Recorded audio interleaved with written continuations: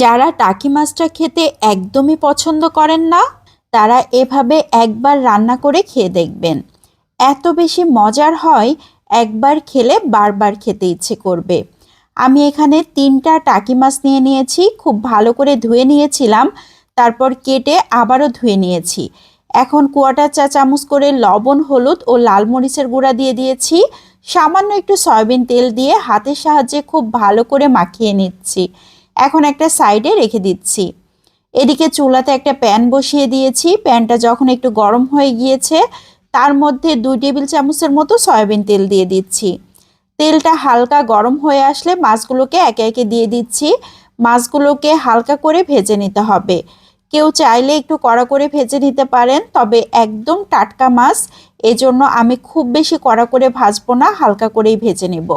উল্টে পাল্টে দিচ্ছি। বেশ কিছুক্ষণ ধরেই একটা সাইড ভেজে নিয়েছিলাম, এখন আরও একটা সাইড খুব ভালো মতো ভাজি হয়ে গিয়েছে, এখন উঠিয়ে নিচ্ছি। মাছগুলো একে একে সবই তেল ঝরিয়ে উঠিয়ে নিয়েছি। অবশিষ্ট যে তেল রয়েছে তার মধ্যে 1 কাপের মতো পেঁয়াজ কুচি খুব ভালো করে থেতো করে নিয়েছি, তারপর এখানে দিয়ে দিয়েছি। এখন বেশ কিছুক্ষণ ধরে নেড়ে চেড়ে নিয়েছি। লবণ দিয়ে দিয়েছি আধা চা চামচ, হলুদ গুঁড়ো 1/4 চা চামচ। আবারও বেশ কিছুক্ষণ ধরে নেড়ে চেড়ে নিচ্ছি। পেঁয়াজটা এভাবে থেতো করে ব্যবহার করলে সব থেকে ভালো হবে।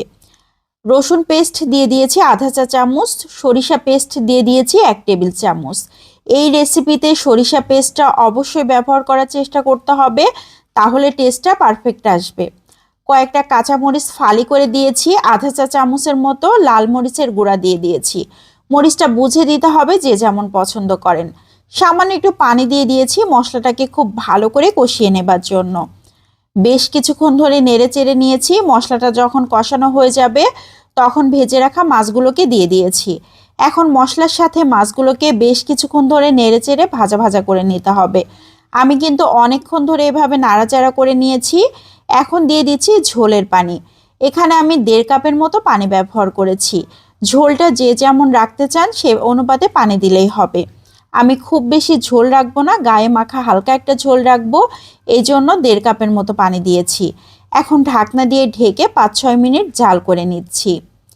তরকারিটা কিন্তু খুবই সুন্দর হয়ে গিয়েছে, খুবই সুন্দর একটা বলক চলে এসেছে। এ পর্যায়ে দিয়ে দিচ্ছি 1 চা চামচের মতো জিরা পেস্ট। জিরা পেস্টটা শেষের দিকে দিলে খুবই সুন্দর একটা স্মেল আসে। এখন নেড়ে চেড়ে আবারও ঢাকনা দিয়ে ঢেকে 2-3 মিনিট জাল করে নিব, তাহলে জিরার সুন্দর সেন্টটা পুরো মাছের সাথে ছড়িয়ে যাবে। তরকারি একদম রেডি হয়ে গিয়েছে। এ পর্যায়ে ঝোলটা যে যেমন পছন্দ সেভাবে রাখতে পারেন। আমি আরও 2-3 মিনিট জাল করে নিচ্ছি। এখন চুলাটাকে বন্ধ করে দিয়েছি। এই মাছের ঝোল দিয়ে গরম গরম ভাত খেতে কি যে মজার হয়, অসাধারণ টেস্টি। যারা এই মাছটা খেতে পছন্দ করেন না, এভাবে রান্না করলে তারাও অনেক মজা করে খেতে পারবেন। আমি সার্ভ করে নিয়েছি, দেখেই বোঝা যাচ্ছে কতটা লোভনীয় হয়েছে। অসাধারণ টেস্টি হয় এভাবে রান্না করলে। অল্প মশলায় দারুণ টেস্টি একটা মাছের রেসিপি। কেমন লাগলো সবাই লাইক ও কমেন্টের মাধ্যমে অবশ্যই জানাবেন। বিদায় নিচ্ছি। আসসালামু আলাইকুম।